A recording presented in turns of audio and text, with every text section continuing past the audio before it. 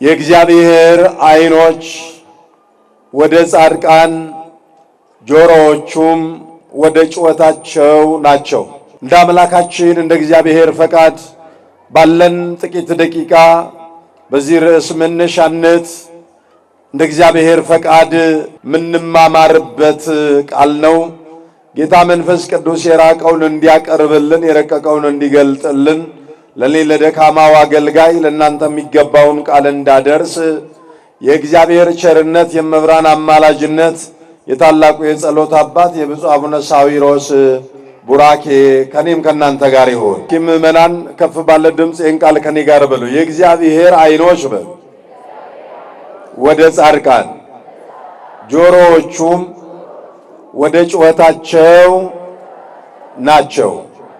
እንደ አምላካችን መልካም ፈቃድ በመዝሙረ ዳዊት መዝሙር 33 ቁጥር 15 ላይ የተመዘገበውን የእግዚአብሔርን ቃል መነሻ በማድረግ ከበዓሉ ጋር በሚስማማ መልኩ እንመለከታለን።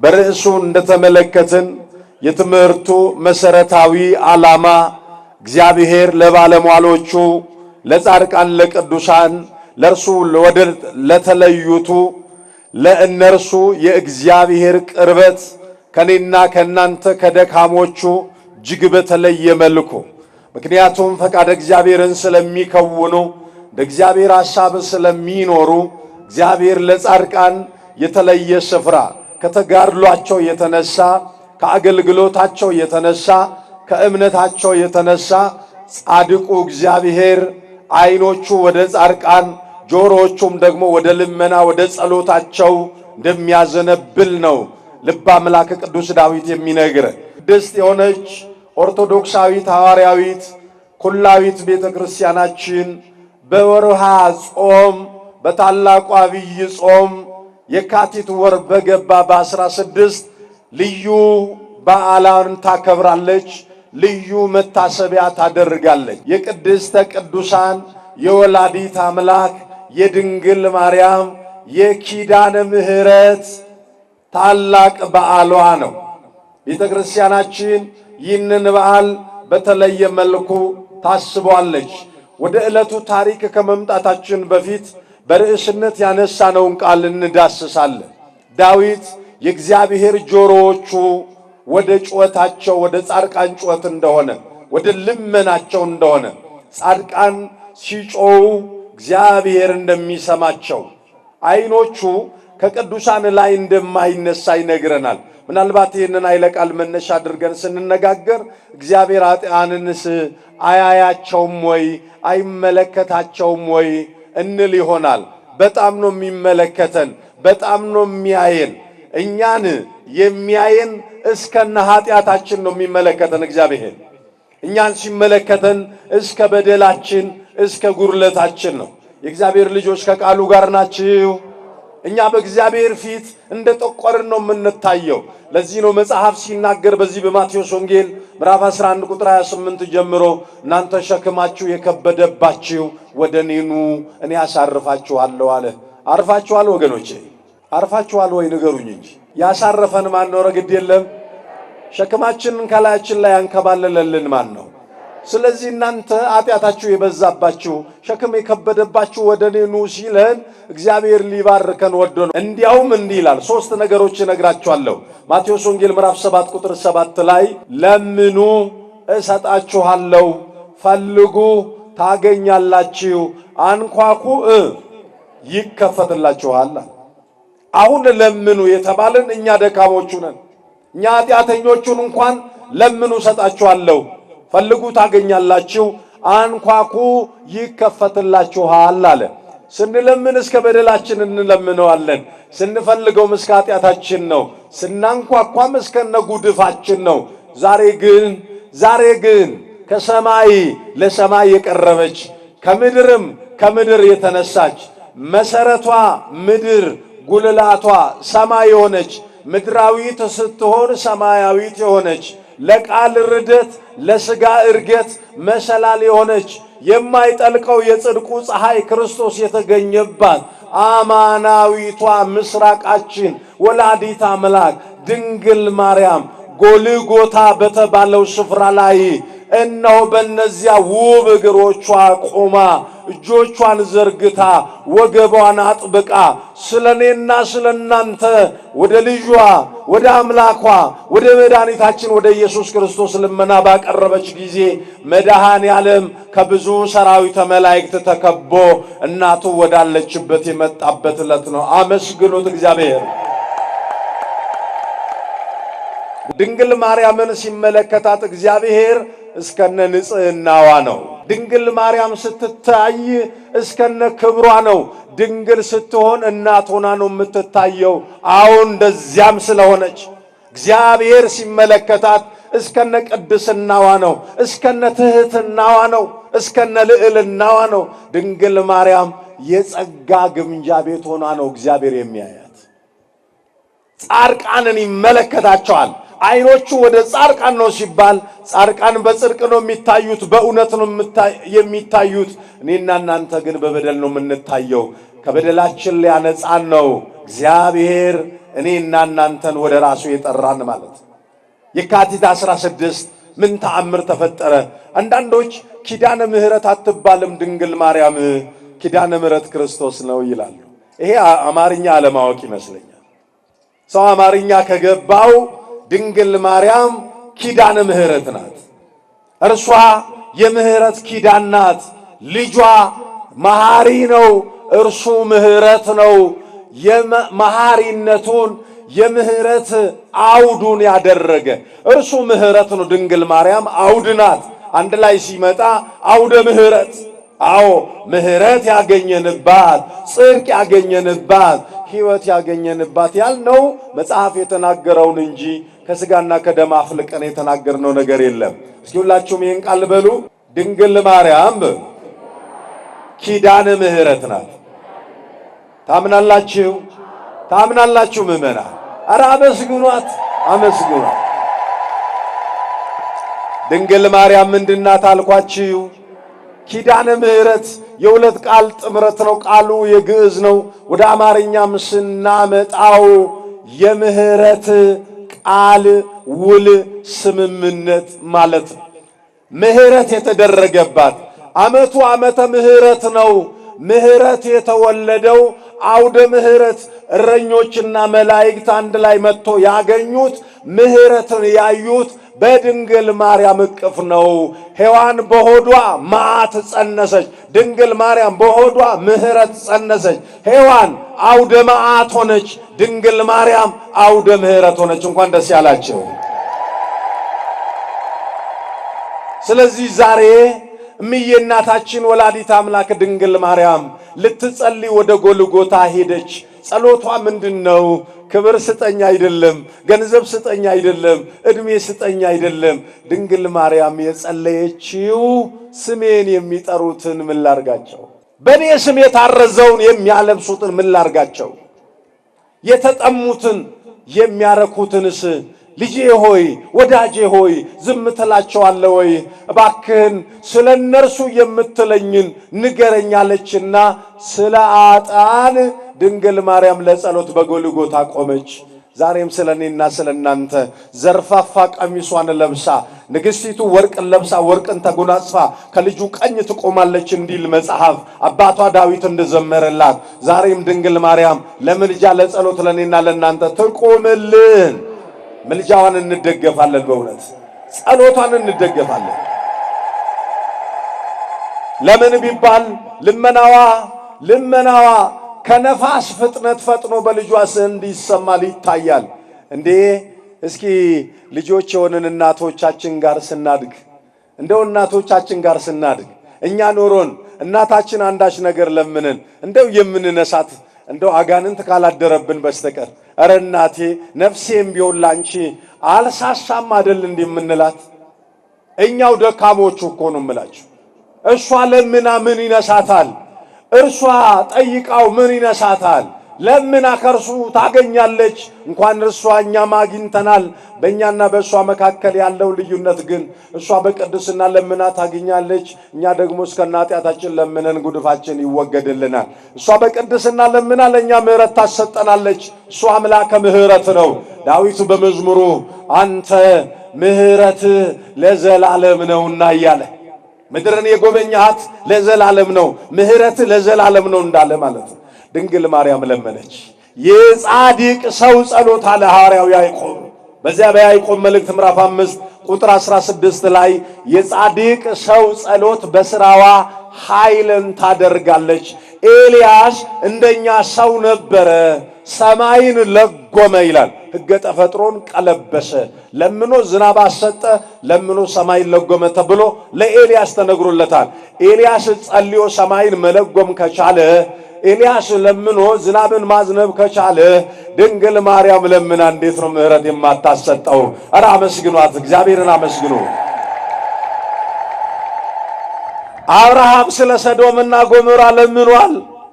10 እና 20 50 ጻድቃን ቢገኙ አብርሃም ሆይ ስለነሱ ስል እምራለሁ ያለ እነ ኤልፋዝ የኢዮብ ወዳጆች ሂዱና ባሪያዬን ኢዮብን በእርሱ ፊት መስዋዕት አቅርቡ፣ ስለናንተ ኃጢአት ባሪያዬ ኢዮብ ይጸልይላችኋል፣ እኔ ምሕረት አደርግላችኋለሁ ይላል መጽሐፍ ቅዱስ። ወጣት በደንብ አድርገህ ስማኝ። ኢዮብ ምዕራፍ 42 ቁጥር 8 ላይ የተመዘገበ የእግዚአብሔር ቃል ነው። ኢዮብ ሲለምን ወዳጆቹ ምሕረት ካገኙ፣ ሙሴ ሲለምን በለምጽ የነደዱ አሮንና ማርያም ከዳኑ፣ ኧረ ድንግል ማርያም ስትለምንልን የክርስቶስ ልጆች ክርስቲያኖች ሁላችንም ድነናል እኮ። እሷ ስትጸልይልን ድነናል እኮ። አምላከ ምሕረት ስለ እሷ ሲል እንዲምረን የእርሱ መልካም ፈቃድ ይሁንልን። እመቤታችን ለመነችው በጎልጎታ። ልመናዋን መመልከት ብቻ አይደለም፣ ጌታ ኢየሱስ ክርስቶስ በተዋህዶ ማንነቱ በሰራዊቱ መላእክት ተከቦ እናቴ ሆይ የለመንሽውን አደርግልሻለሁ ጠይቂኝ አላት። እንግዲያውስ በእኔ ስም ቤተ ክርስቲያንን ያሳነጹትን ማራቸው፣ ድሃውን ያበሉትን የረዱትን ማራቸው፣ የታረዘውን ያለበሱትን ምን በላቸው? አረ ንገሩኝ እንጂ ማራቸው በሉ እስኪ። ምን በላቸው? ማራቸው። የታረዙትን ስሜን የጠሩትን ማራቸው። በስሜ ቀዝቃዛ ውሃ ያጠጡትን ማራቸው። የታረዙትን አልባሾችን ማራቸው። የተራበውን አጉራሾችን ማራቸው አለችና ለመነች። የሚገርማችሁ በዛሬው ዕለት 78 ነፍሳትን የበላ የስሙ አጠራር በላዬ ሰብ የሚባል ሰው ነበረ። ይህ ሰው አጋንንት አድሮበት የመጀመሪያ የልጁን ስጋ አስበላው። የምኑን ስጋ አስበላው? ዛሬም እኮ ተቆራርሰን አልተበላላንም። ምናልባት ስጋ ስንቆርስ አልታየንም እንጂ እኔና እናንተም እኮ በላዬ ሰብ ሆነናል። እርስ በርስ እኮ ነው የምንበላላው። አንዱ የአንዱን ደም እያፈሰሰ ላይጠጣው፣ አንዱ አንዱን እያረደ ላይበላው። የሰውን እድል የምንበላ፣ የሰውን ስራ የምንበላ፣ የሰውን ትዳር የምንበላ፣ የሰውን ልጅ የምንበላ አንድና ሁለት አይደለንም። መድኃኔዓለም ይታረቀን። በላዬ ሰብ 78 ነፍሳትን ፈጀና 79ኛ አንዲት ነፍስ ጋር ሲደርስ በጣም የተራበች፣ በጣም የደከመች፣ በጣም የቆሰለች የውሃ ጠብታ የምትፈልግ አንዲት ነፍስ አገኘ። እንደው ስለ ማርያም እባክህ ትንሽ ውሃ ስጠኝ አለችው። ይሄ ስም በላዬ ሰብን አስቆመው ይላል። ከበደላችን የድንግል ማርያም ስም ያቁመን፣ ያስቁመን። በእውነት እንከልከል። በእውነት የጻድቃንን ስም ሰምተን የእግዚአብሔርን ስም ሰምተን ቆም እንድንል እግዚአብሔር ይርዳል። ቆም ሲል ይህን ስም አለ እንዲህ አውሬ ከመሆኔ በፊት ሰምቼ አውቃለሁ አለ። ለካ ሰው ሲከፋ ነው የድንግል ማርያምን ስም የሚረሳው። ለካ ሰው ያጋንንት ማደሪያ ሲሆን ነው የድንግል ማርያምን የሚረሳው። አሳሰበችው ያቺ የወደቀች ነፍስ፣ ባክህን ጥርኝ ውሃ ስጠኝ ባክህ፣ ጉሮሮ ይደርቋል። ስለ እመብርሃን አያቸው፣ ስለ አንድዬ እናት ስለ ድንግል ማርያም ብላ ለመነች። ይህን ጊዜ ከያዘው ውሃ ትንሽ እንድትጎነጭ በደንብ ማራሰችም። ወዲያው ካፏ ላይ ነጠቀና እልፍ አለ። ሌላውንም እንዲህ ሊገድል ሲደርስ በላዬ ሰብን አንተን አደለ ነፍስ ያጠፋኔንም ልገለኝ መጣ ወይ ብላ ስትለው በላዬ ሰብ እየየ ብሎ ምርር ብሎ አለቀሰ። ነፍሱ ስትጠፋ እነሆ መላእክተ ጽልመት ነፍሱን ይዘው ወደ ሲኦል በሚሄዱበት ጊዜ መላእክተ ብርሃንም ደግሞ መጡና ነፍሱን ሊናጠቁ ሊፈረድበት ሲል ድንግል ማርያም በልጇ ፊት ቆመች። ቃል ገብተልኛል፣ አውቃለሁ፣ ተናግራ አትረሳ፣ ሰጥታ አትነሳ። ይሄ ሰው እኮ ነፍሰ በላ ነው አላት። አዎ ነፍስ በልቷል፣ ነፍስ አጥፍቷል። አንድ ቀን ግን በእኔ ስም የተጠማውን አጠጥቷል። ይህን ነፍስ ማርልኝ አለችው።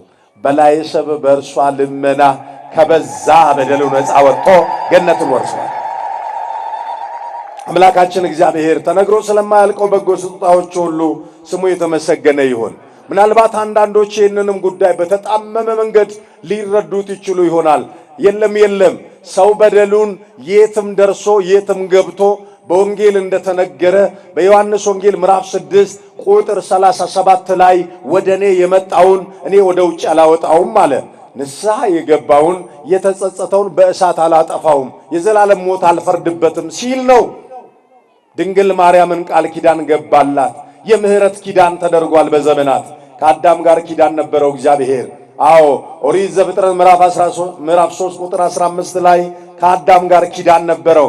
አብርሃምን እግዚአብሔር ቃል ኪዳን ገብቶለታል። የምህረት ኪዳን አድርጓል። እግዚአብሔር ከባለሟሎቹ ጋር ኪዳን እያደረገ መጥቷል። እኔና እናንተም ከእግዚአብሔር ጋር በተለይ ከጌታ ከኢየሱስ ክርስቶስ ጋር ከሦስቱ አካል በአንዱ አካል በሆነው በክርስቶስ ከእርሱ ጋር ኪዳን አለን። ምን አይነት ኪዳን ያላችሁ እንደሆነ ለትዳር ሲሆን ኪዳን የጣት ቀለበት ነው። ለክርስትና ሲሆን ግን ኪዳናችን የአንገት ማይተም ነው። ማይተሜ አይቆረጥም አንገቴ ይቆረጣል ስንል በአንገታችን ማይተማችንን በ40ና በ80 ቀናችን ታትመናል። ደስ ብሏችኋል?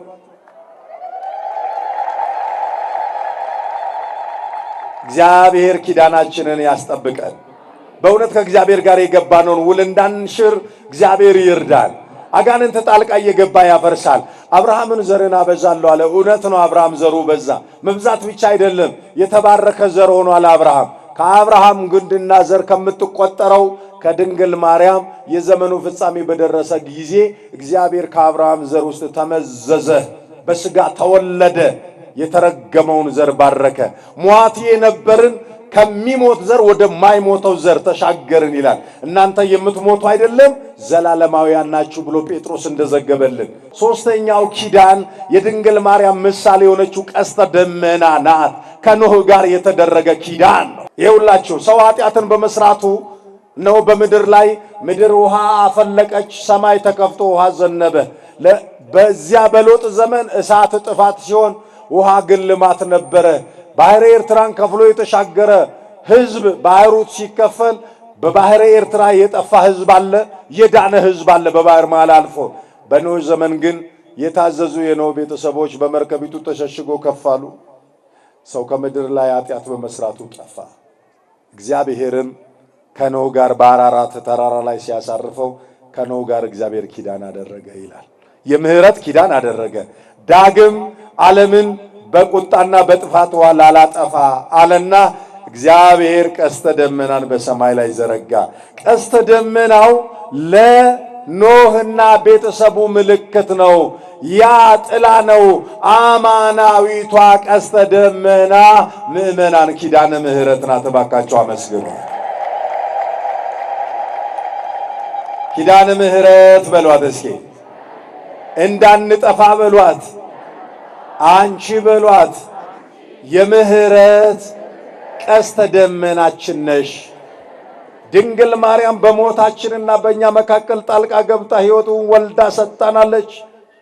ከዚህ የተነሳ የመዓት ዘመን አለፈ ዓመተ ምህረት ተብሎ ጌታ ከተወለደበት ከዚያች ቅጽበት ጀምሮ ዓመተ ምህረት ተብሎ ተቆጠረልን።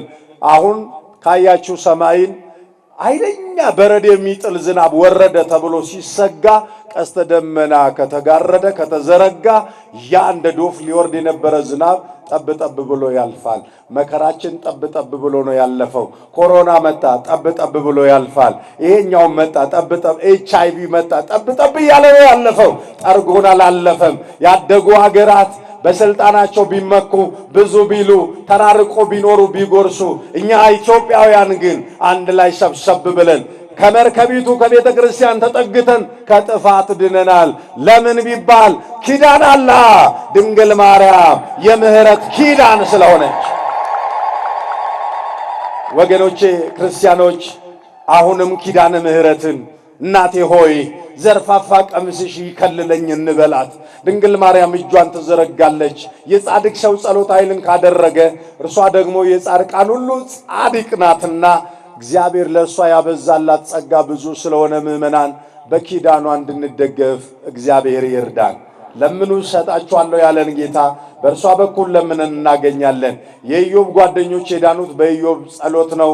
ሃሮንና ማርያም ከለምጽ የዳኑት በሙሴ ጸሎት ነው። ምድር የተባረከችው በአብርሃም ዘር ነው። ድንግል ማርያም ደግሞ የምህረት ኪዳን ቀስተ ደመናችን ሆና የተሰጠችበት በላይ ሰብ የዳነበት ነው። ዛሬም የሰውን ኃጢአት፣ የሰውን በደል፣ የሰውን ገንዘብ ብዙ ነገር ላይ ጥፋት ላይ የተጣድን ሰዎች የበላይ ሰብን እድል እንድናገኝ የበላይ ሰብ እመቤት ድንግል ማርያም ለኔና ለናንተም ጥላ ከለላ እንድትሆነን የእርሷ ፈቃድ ይሁንልን። የአምላካችን ፈቃድ ይሁንልን። ድንግል ማርያም በሚገባት በተሰጣት ጸጋዋ እንድንደገፍ በመልጃዋ እንድንደገፍ ነው እዚህ የደረስነው። ስለዚህ ምእመናን ኪዳነ ምሕረት ብለን እንድንጣበቃት ከኪዳናችን እንዳንለይ አደራችን ጥብቅ ነው። ያስተማረን የመከረን አምላካችን እግዚአብሔር ስሙ የተመሰገነ ይሁን። የእግዚአብሔር ቸርነት የኪዳነ ምሕረት አማላጅነት አይለየን።